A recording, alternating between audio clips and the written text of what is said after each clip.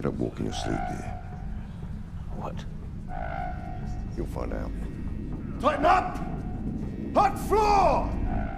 As lifelong proponents of Star Wars, we enjoy highlighting and studying the good stories in that universe. Today, we will return to the masterpiece Andor, and we're going to be focusing in on a scene with Cassian in prison on Narkina 5, in the episode titled Narkina 5.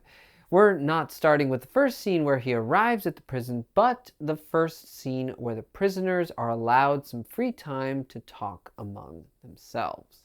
This is our block. You see the white lights? It's the floor. White is cold, red is hot. The white lights start flashing, you've got 7 seconds to get to your cell. Sensors on the floor, 2 men in one cell. It's an instant fry. To set the scene, Cassian has been wrongfully imprisoned on this world and is having to do time for a crime he didn't commit. But this is more than just a prison. This is a place where the Empire is having these prisoners build components of the Death Star. It's hard work and difficult for them to do, which keeps them tired and unwilling to fight back.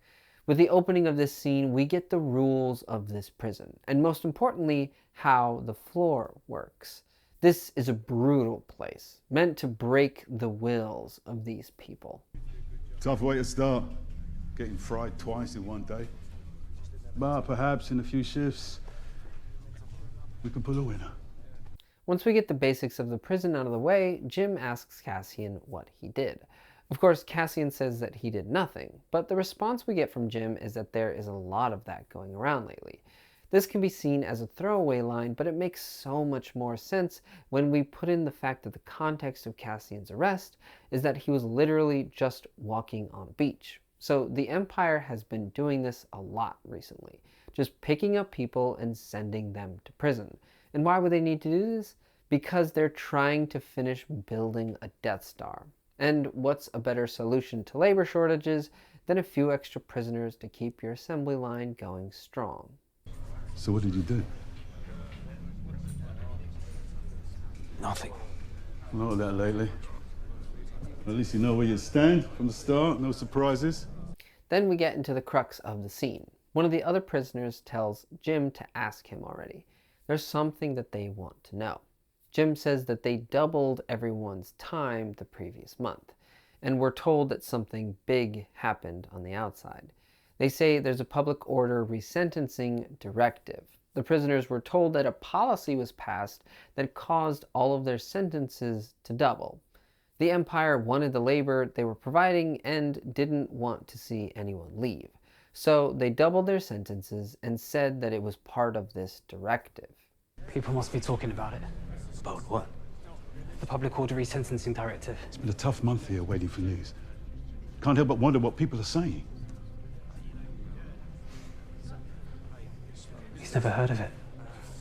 Cassian says that he doesn't know anything about the order, and of course he doesn't. The Empire is feeding these prisoners this idea that the Senate passed this directive because of all the rebel activity, when we all know that there was only one rebel activity that mattered, and that was a while ago. The Empire told the prisoners that the rebels slaughtered a garrison, and that's why their sentences are being doubled. But Cassian doesn't know anything about this, which means that this is a fake. It's not real. The public order decree. The resentencings. I'm sorry. All the rebel activity. It's rebel nonsense. I don't know anything about it. They slaughtered a garrison. That's not what he said. They burned it down. Does it matter? Melchi is the only one that truly knows what's going on here. The Empire cares more about keeping these people as free labor than the actual system of punishment for crime.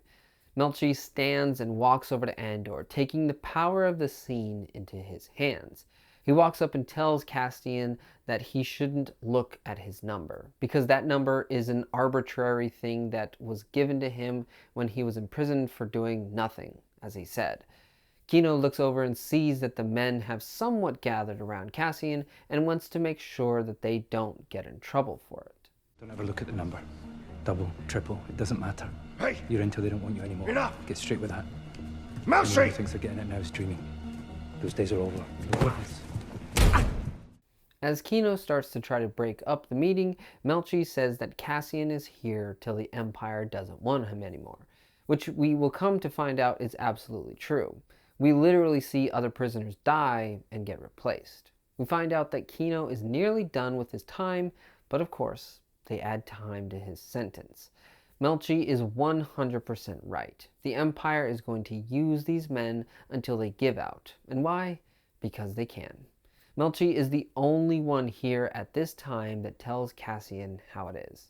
Cassian is stuck here until he's done with it or it's done with him.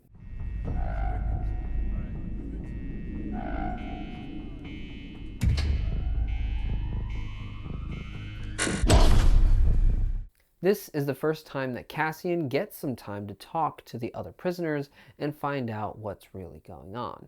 But the writers do a great job to turn that on its head and have the prisoners want to find out information about the outside world. This is a great example of how the writers allow us to enter a scene with one goal, but flip that goal into one that we didn't see coming. And it's one of the many brilliant scenes in the show, making it the best thing Star Wars has done. Period. And as always, may the Force be with you. I said that's enough.